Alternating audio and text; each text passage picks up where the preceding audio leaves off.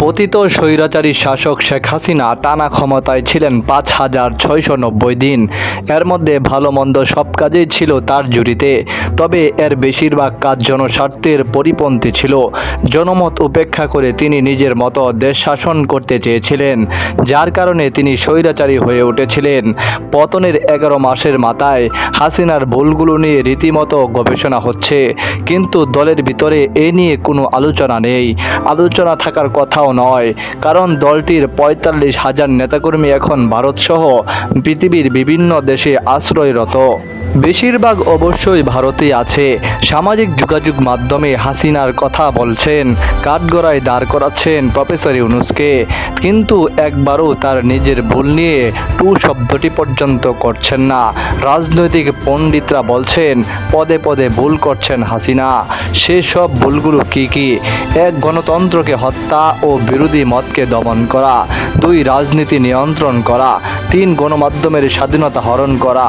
৪. নিজেই দুর্নীতিতে জড়িয়ে পড়া। ৫. মানুষকে হ্যায় করা। ৬. ভারতের উপর শতভাগ নির্ভরশীল থাকা। ৭. তথাকথিত ভারসাম্যের নামে বন্ধুহীন হয়ে যাওয়া। ৮. টাকা লুট করা ও ভিনদেশীদের লুটে সহায়তা করা। ৯. নির্বাচনকে পকেটস্থ করা। ১০. বঙ্গবন্ধুকে আলাদা না করা। ১১. গুম খুনকে ক্ষমতায় থাকার হাতিয়ার বানানো। ১২. সরকার ও দলকে এক করে ফেলা। ১৩. বিচার বিভাগকে নিজ কবজায় নেওয়া। ১৪. ব্যক্তিগত পূজায় নিজেকে সঁপে দেওয়া। ১৫. দেশের নিয়ন্ত্রণ অন্য শক্তির কাছে তুলে দেওয়া। ১৬. ছাত্রলীগকে নিয়ন্ত্রণে না রাখা।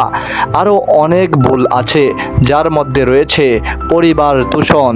পরিবারের বাইরে কাউকে তিনি বিশ্বাস করতেন না, যে কারণে ক্ষমতাচ্যুত হওয়ার ৩ দিন আগেই এক খুদে বার্তা পাঠিয়ে সবাইকে দেশ ছাড়তে বলেছিলেন।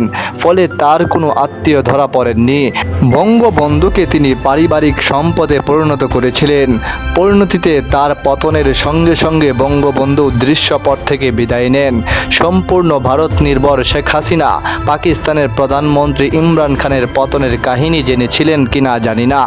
রাশিয়া সফর করার কারণে ইমরান খান গদি হারান। আখেরে রাশিয়া তার পাশে দাঁড়ায়নি, কারা তাকে সরিয়েছিল এটা এখন ওপেন সিক্রেট। ঠিক তেমনিভাবে হাসিনার পাশেও দাঁড়ায়নি ভারত। সময় যত গড়াচ্ছে দিবালোকের মতো স্পষ্ট হচ্ছে নৈপথ্যের সব কূটচাল।